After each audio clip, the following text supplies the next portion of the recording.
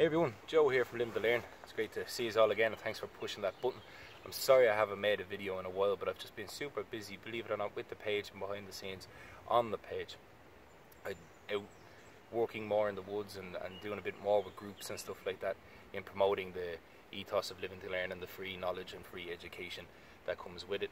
I'm out here at TP Adventures this weekend. They're based in Rathdrum and Wicklow, and it's a nice spot, and I mean, in return for being out here and giving a bit of hand, I get to spend the night in one of these beastly 6-man teepees here behind me, and it's good. There's guests here today, an awful lot of families and stuff, and I plan on helping out and passing on the knowledge that you guys have all shared with me and had the patience to teach me to these guys here, all free of charge. That's what we do. So I just wanted to get on and say thank you in a roundabout kind of way, because when the Facebook page and the community was started, my skill set was okay. It was okay. I still didn't feel that I had the skill set to be able to throw a haversack on and just head out to the woods, which at the end of the day is what I wanted to do. Now, throw a haversack on and be comfortable. You know, I can go out with a lot less and be uncomfortable, but to throw a haversack on and go out and be comfortable. And since the page has started and the people have sharing knowledge and stuff, that I've surpassed that. I used to have a haversack. My original haversack video is on the channel, but in that, the haversack video was just what I'd carry in the woods for a day hike type scenario, not something that I would feel comfortable spending a night out there. Like, so with the skill set growing, that haversack kit's changed. It's got smaller, it's adapted, it's become more concise to the skill set, which I've learned since the page has started, that really your kit should complement your skills and your skills should complement your kit, not your kit being your skills. That's not to say kit's not important. I love me some Gucci kit. This video is actually about an awful lot of Gucci kit, but it's just something to bear in mind that this has been built around my skill set to allow me to be comfortable. So it's all about examining and growing and adapting. And I mean, in the years I've been doing this, yes, it has gradually gotten smaller, but it's got a lot more concise with a lot more stuff in behind it, as I've had the bad camps, the good camps, the varying weather and the different scenarios and environments and stuff behind me. So to celebrate this newfound confidence, I decided to commission something that I've always wanted, and that is a leather haversack. Now, I've always used the Pathfinder XL haversack, which is featured in that video, and it's absolutely fantastic. The thing is like a bucket, and it's indestructible. Anybody who's camped with me has seen me with it. I've dragged it across forest floors. It's been all over the world with me on every holiday I've been on since I owned it, and every camping trip I've been on. But I've always wanted a leather one, but to get a leather satchel in the dimensions and sizes of the Pathfinder XL haversack, it's very expensive. And I've always bought a new nice custom piece of kit every time I've gained a new skill set. I.e. my Paul Door pouch was one of the first I bought when I first started getting comfortable in the woods and was getting better at using the 5 C's and wanted them on me all the time, and I celebrated that fact by buying myself something that I use all the time. I have a video on that Paul Door pouch also on the channel. But today I got something special. My Red Kite Leather Works leather haversack. Now, Red Kite Leather Works is a company owned by Toby Hobby. He's a very active member on the Living to Learn community, and this isn't his primary job. I actually think he may be a chef. Correct me if I'm wrong, Toby. I apologise if I am. So I was talking to Toby about this, and he said that he would be the man to do it, and I said, fine, Toby, we'll work this together. You can see his stamp there, his Red Kite Leather Work stamp. And she's a big one, because you see the one thing that I need is to be able to at least accommodate an Algene bottle. It's the one requirement I have, and most leather sacks are designed for game, hunting and stuff like that, kind of shotgun cartridge sacks. They're very small. So I made this one very tall, and it's got a flap in the top of it, which I love on my Pathfinder one. Normally I have it in my pocket because I'm out here doing a bit of work, but I keep my bandana up there, I keep a pen and my notebook, which is up at the main area at the moment because I was writing down information for our guests. But big flap, big nice flap, very heavy flap that covers the inside of it there. There's a leather strap on the back, all lovely work, brass rivets a la Frost River, stitching is fantastic, big brass hardware on the back. Nice thick heavy gauge leather strap.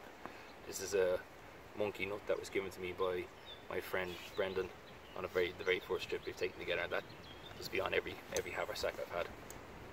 A little bit of memento. So we dive straight in. So we have the flap where up here I would keep my bandana or maps. I'd keep maps up here and stuff like that of areas that I'm exploring. Firstly and most noticeably, you'll see on the inside that any haversack I've ever had, Pathfinder one and this one included, is not fully waterproof.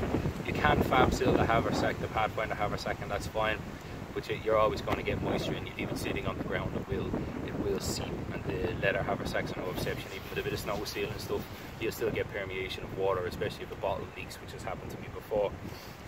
So I keep a 17 litre dry bag, which kind of goes to show you just how fantastic this is.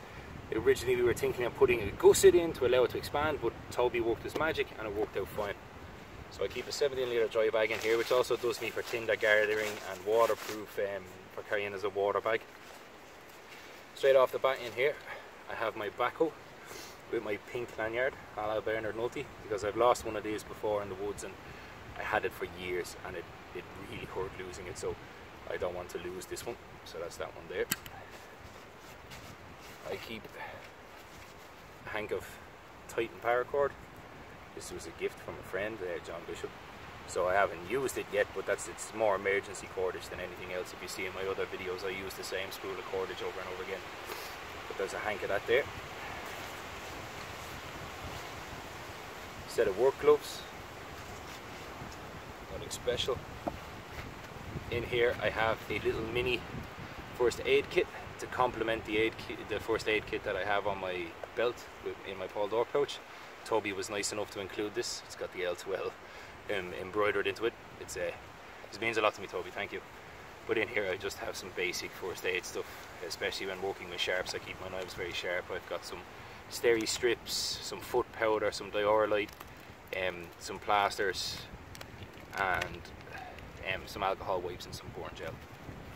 And I find that does me on the fly for what I do if I nick a finger and stuff like that. But always stay safe in the woods. It's my little first aid pouch, small enough to throw into a pocket should I decide to go for a wander. On the side here I have a little wax canvas, Jason Conway wax canvas bag with just some toiletries in it for those toiletry moments. Wipes, tissue paper, some lip balm,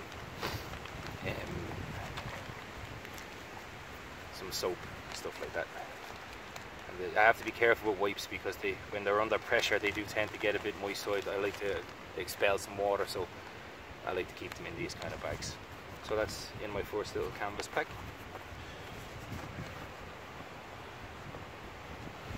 My second one, also a wax canvas pouch by Jason Conway. I have my hank of paracord that I use for everything. This has an overhand knot in it, and it's got some Prusik knots already on it. There's 30 feet of it. I've been using it for years and now I had to cut it. I don't like to do that, and it just allows me to sling up a ridgeline really quick. John Bishop has a video on how he ties it, and I tie it the exact same way, and it allows me to get a ridgeline up super fast, and I like to use that. So that's my ridgeline and some jute twine and some scraggly bits of cordage. That's it. The way I have this packed is I have my cooking kit down here, which I have a separate video on in my last haversack one, but I'll go through it again now anyway. Not much has changed, but that is here, and those few bits you see are nestled up inside there. And then I'll pull this out. You see the haversack is empty, and there we have my cook kit. Now it looks a bit big and bulky, but there's not much accoutrements in it. You can see here from the leather getting wet and stuff before. That's why I like it. But this was given to me by Dick Oscarson of Outdoors Life Punt SE many years ago, and I've been appreciative of it since. So shout out to Dick, he's a great guy, an armourer. In the top I still have my little Van Gogh titanium stove. That hasn't changed. These things are bulletproof, they're cheap, compared to most high-end market stoves, comparable to the MSR Pocket Rocket, but good ones. The only problem is this bag is infuriating to get it in and out of, and every time I take it out I say I'll change it. But that is her there. Nice wee one, kicks out good BPUs, boils water, lickety split. I like it a lot. Next out is the gas. That's a MSR gas. I might get today out of it, but that might be the end of it. Pathfinder 32 ounce water bottle. Needs no introduction. I keep some range of bands around the top for use with my bandana when filtering water. My Pathfinder cup. It's got its flaws, but I love her. The lid. And then down the sides I have my Kapulka cutlery set. I was asked about this before. Is it the best cutlery set in the world? No, it ain't. It's just it was a present from my mum when I first started out, and you got to keep the presents from the mummies. So there we go. It is 4 pieces made out of a wood plastic pulp mix, and I love them because they're kitchen sized portions. So that is a teaspoon. It's a proper one. It's not a light my fire mystery spoon. So if you're measuring your bannocks and stuff, they're normally the same size. A good set, a robust set. I've had them a long time, although I have replaced this because I keep losing this little blighter, but that's my favourite one out of the whole lot. I normally stick it up behind my ear when at camps. And then to keep the rigidity of the pack and gives me another vessel to boil in, I have a big can.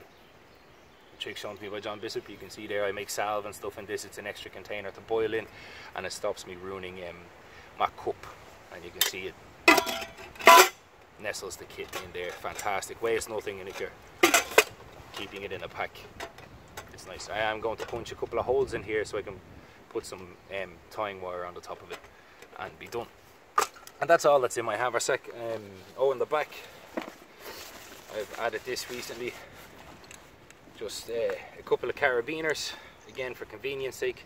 These are the DD ultra light ones, and then woven into that is a military grade bungee cord, and that's just to allow me to keep my haversack up off the ground. I can rock up, throw it around a tree. Again, this is all hardcore gear, brass hardware by Toby. He spared no expense. Around a tree, and I can hang it up and I can keep it off the ground, keep it from getting wet, keep it out of the debris, and it keeps me able to walk out of it at a decent height, at a nice, safe, comfortable height as well. And you can never go wrong with having a bungee cord and a carabiner. They weigh nothing, and they're great for quick tripod lashings and suspending kit and stuff like that. On my hip, tool wise, normally I would have my Horseman if I'm doing my solo overnighter, which I plan on doing in September with just my haversack involving primitive shelters and stuff like that. I would have my Horseman 100%, but today I'm just out teaching and showing off some skills and demonstrations. So I have my Bark River Bushcrafter 2. Beautiful knife, like all knives, has its flaws, but I enjoy it. It's very people friendly, and the reason why I have it is because of Bark River's warranty. If I let a student use it, well, I say student, if I let somebody who's decided to listen to me for a few minutes use it and they break the tip or somehow damage the blade, Bark River will cover it. Sheath, I don't like at all. It's a magnetic retention, one knife, a castrum dangler on it, but a beautiful knife and a usable knife. This side I have my Paul Door pouch. I'm not going to get into it because I have a video on what I carry in it already on the channel, and nothing has changed in that. It's just basic first aid, some cordage, some tinder, my Hudson Bay tin, good stuff like that. Behind me here, you notice most recently I've picked this up. This is the H&B Forge belt axe, and I have to say I am not impressed with it at all. There's the grain structure, a lot to be desired. I had to spend a long time, and a good friend of mine, Carl Ganochi, had to spend a long time reprofiling the edge. The head is completely off. I don't know if you can see that down there, but the jaws or the face of the blade is kicked out at the bottom, and the grind is going in a completely other direction. It's taken me a long time to get this to an edge where I like to work with it. It comes without a sheath and is a pretty pricey axe. I don't know if all of them come like this, but this was a very, very bad one, and a buy that I don't regret. I can fix it up and I will get it to where it goes, but I was disappointed in it, and I think I'll be going back to my Wetterlings Bushman. So that's all I carry on me, guys, and that's, like I said, it's more reason to celebrate It's a goal I've always wanted to get to be able to have a haversack where I go. And I stress the point again, be comfortable. If I have this equipment on me, again replacing my Bark River with my Horseman, I'd never go anywhere into unknown territory without my Horseman. I would be comfortable enough to build a natural shelter. I would swap out my shemag. Shout out to Gary Doyle. He put up a great post on the Live to Learn community there about how he uses a silk or cotton sleeping bag liner as a scarf. I tried it out the other day. It actually is no more weightier or bulkier than a shemag, but it allows me to have something to stuff with pine boughs and debris, make a nice bed in a shelter, and then with the accoutrements I got, I'd be quite comfortable. I'd probably throw in an MRE. The one thing you don't see here is food, because food is being laid on. Eddie, the owner of TP Adventures, cooks at every camp, so I just don't have any food with me. But if I was going out, I'd just throw 2 MREs and a little pack of tuna down the front of the haversack, and I'm good to go. So thanks for watching, and again, thank you for helping me and everybody on the community who all helps each other.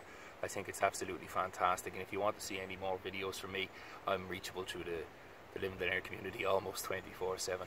So get in touch, and thanks again, guys, and whatever you're doing, I hope it's a good one. Bye-bye.